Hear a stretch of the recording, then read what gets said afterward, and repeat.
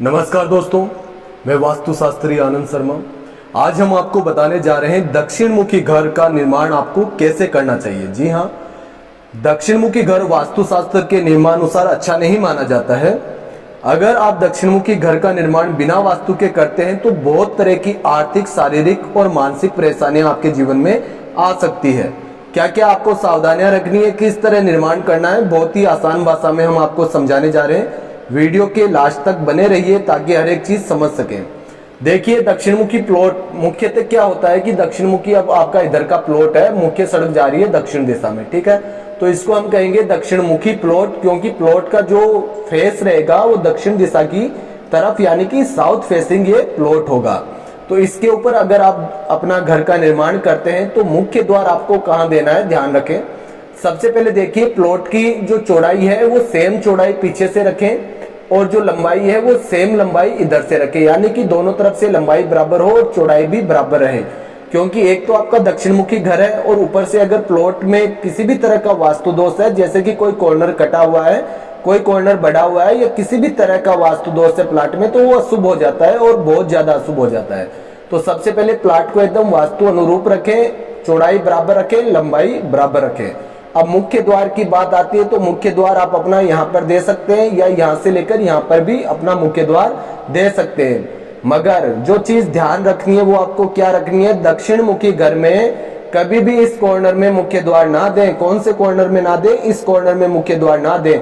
ना देने के पीछे कारण क्या है, ये जो कॉर्नर है ये नैर्तज्ञ कॉर्नर है। कौन सा है, नैर्तज्ञ कॉर्नर। दक्षिण और पश्चिम का कॉर्नर नैर्तज्ञ कॉर्नर माना जाता है, साउथ और वेस्ट कॉर्नर, जिसमें मुख्य द्वार देना काफी अशुभ माना जाता है। चाहे आपका दक्षिण मुखी घर हो चाहे पश्चिम मुखी, इस कॉर्नर में कभी भी अपना मुख्य द्वार ना दे, यानी यहाँ पर मुख्य द्वार नहीं देना है।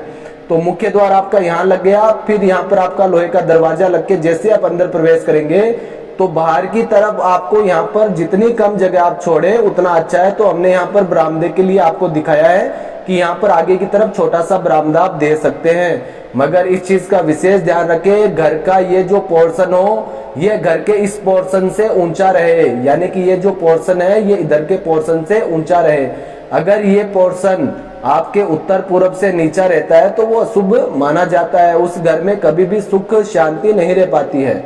बाहर की तरफ ही सीढ़ियां दे दी है, क्योंकि नैर्तज्ञ कॉर्नर भारी और ऊंचा रखना काफी अच्छा माना जाता है। तो बाहर की तरफ सीढ़ी दी है, दो आपके इसके फायदे रहेंगे। एक तो नैर्तज्ञ कॉर्नर आपका भारी रहेगा, दूसरा इसका फायदा यह रहेगा कि अगर आप साउथ और वेस्ट में सीढ़ी देते हैं तो आपके वास्तु अनुरूप बहुत ही शुभ माना जाता है। और अगर आप भविष्य में ऊपर भी घर बनाते हैं तो बाहर सीढ़ी आपके लिए काफी उपयोगी है। अब आपका घर है दक्षिण मुखी, तो इस घर को वास्तु सम्मत कैसे बनाए। वास्तु सम्मत बनाने के लिए हमेशा आप इधर, अगर आपका बड़ा प्लॉट है तो आप एक गैलरी जरूर छोड़े पूरी दूर में। तो आपका ये वायव्य कोण से लेकर ईशान कॉर्नर और ईशान कॉर्नर से लेकर अग्नि कॉर्नर तक पूरा अगर आप खुला रखते हैं, बहुत ही शुभ आपका घर रहेगा। दक्षिण मुखी घर होते हुए भी आपके घर में पूरब और उत्तर मुखी घर के गुण विद्यमान रहेंगे और घर में सुख समृद्धि बढ़ेगी। तो ये आपका पूरा आपको ध्यान रखना है। उसके बाद में मुख्य दरवाजे के सामने मुख्य दरवाजा दे। फिर आप जैसे ही अंदर प्रवेश करते हैं, उससे पहले मैं आपको बता देता हूँ, बहुत से लोग क्या करते हैं, बहुत से लोग ये यहाँ पर जो दरवाजा देते हैं उसके ठीक सामने दरवाजा ना देके यहाँ पर ही दरवाजा दे देते हैं, वो भी शुभ नहीं माना जाता है। तो यहाँ पर आप सामने दरवाजा दे, जैसे ही आप अंदर प्रवेश करेंगे ये एक गैलरी छोड़ दी गई है अंदर जाने के लिए। यहाँ पर एक दरवाजा लग जाएगा जिसको हम घर की मुख्य लकड़ी का दरवाजा अंदर का कहते हैं। अंदर प्रवेश करेंगे तो ये आपके घर का ब्रह्म स्थान यानी कि आंगन आ गया है। पूरा वास्तु सम्मत आपको इसको छोड़ना है। उससे पहले इधर का कॉर्नर, कौन सा कॉर्नर है, ये साउथ ईस्ट का कॉर्नर यानी कि अग्नि कॉर्नर का निर्माण कर रहा है। तो अग्नि कॉर्नर में आपको अपना किचन यानी कि रसोई घर का निर्माण करवाना है। तो साउथ फेसिंग घर के अंदर आपको ध्यान रखना है कि इस कॉर्नर के अंदर आपको रसोई घर का निर्माण करवाना है। दरवाजा आप यहाँ रख सकते हैं, एक विंडो इधर एक विंडो इधर, दो खिड़कियां रखेंगे, सुंदर सा आपका रसोई घर बनेगा, पूरा वेंटिलेशन अच्छा रहेगा। उसके बाद आप इधर प्रवेश करेंगे, रसोई घर के अंदर ही हमने वॉश एरिया दे दिया है बर्तन वगैरह धोने के लिए। तो आपके लिए काफी सुविधाजनक रहेगा। रसोई घर के ठीक सामने नर्तज्ञ कॉर्नर का कमरा है। इस कमरे के अंदर बड़े बुजुर्ग आपके निवास कर सकते हैं। बहुत ही शुभ कमरा रहेगा। एक विंडो पश्चिम में अगर आपके ओपन एरिया है, क्योंकि इस प्लाट में पश्चिम दिशा में रोड जा रही है, कॉर्नर का प्लॉट है दक्षिण पश्चिम का, तो पश्चिम दिशा की तरफ आप एक विंडो दे सकते हैं, आपके अच्छा वेंटिलेशन हो जाएगा।